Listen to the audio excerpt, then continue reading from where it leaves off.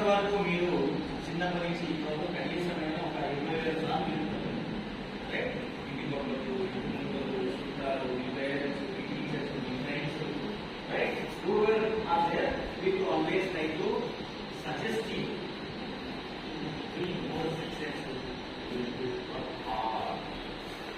It is a common mantra wherever you go, we will keep suggesting. ఎవరైనా తెలియదు ఎట్లా నువ్వు సక్సెస్ఫుల్ అయ్యావు, ఐఏఎస్ ఎట్లా వచ్చింది, you go and talk to a player who is successful in running 100 meters and 200 meters, a state గానీ national కానీ international కానీ